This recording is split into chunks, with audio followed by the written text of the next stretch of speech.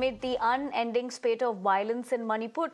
Chief Minister N. Biren Singh called for an emergency meeting yesterday. Now, the meeting of the ruling MLAs passed a resolution listing their demands, including review of the imposition of AFSPA in areas under 6 police stations. Now, it also included immediate handing over the cases related to the killing of the 6 and 2 women to the NIA and declaring a certain organization responsible for killing the people who died in the incident. The resolution further stated that if the demands are not implemented within the specified period, all the NDA legislatures will decide the future course of action in consultation with the people of the state. Now, let's also tell you in the meeting, the ruling MLAs also condemned the actions of certain people who indulge in attacking them and burning their properties. But let's tell you, meanwhile, NPP National Vice President Yumnan Joy Kumar expressed his concern over the law and order situation in the state. Remember, the situation has worsened with curfews imposed across 7 districts. Priyank Tripathi, my colleague, who has, of course, been keeping us ahead with those ground zero reports, joins me live. Priyank, good morning. Concerning situation, more importantly, as to how they would navigate this, given the review meeting as well, what do we know so far?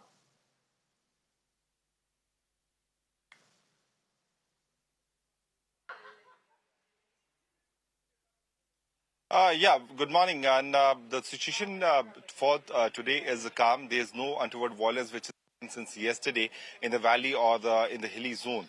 But the political development was very important, and the decision from the central government was also important, which had a larger implication, which can have a larger implication in the recent time to come. Last evening, Biren Singh, after his government being opposed by the coalition partner NPP, had a long discussion with the other coalition partner, which had shown their support to his government, and they came up with a resolution stating that 7 days ultimatum has been given to the centre so that the situation can be brought back to normalcy and the AFSPA should be removed. On the other side, we have seen that the centre has already made their decision that 50 more companies of the CAPF will be moved towards Manipur. If you count the total number of CAPF which has been proposed in this week, since the last week, the number goes to 7,000. So on total, there would be 57,000 forces of the central forces here in the state of Manipur to control the situation.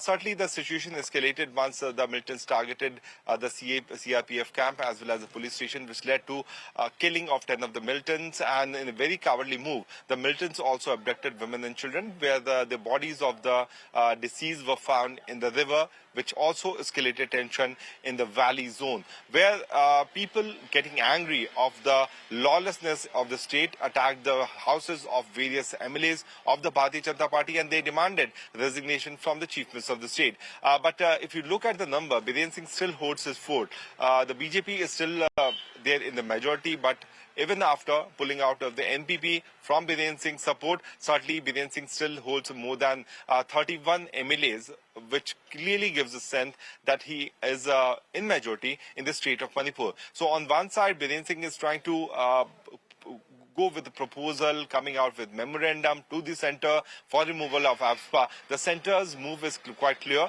that any kind of untoward violence should be cracked down with the heavy force deployment which has been proposed once again in the state.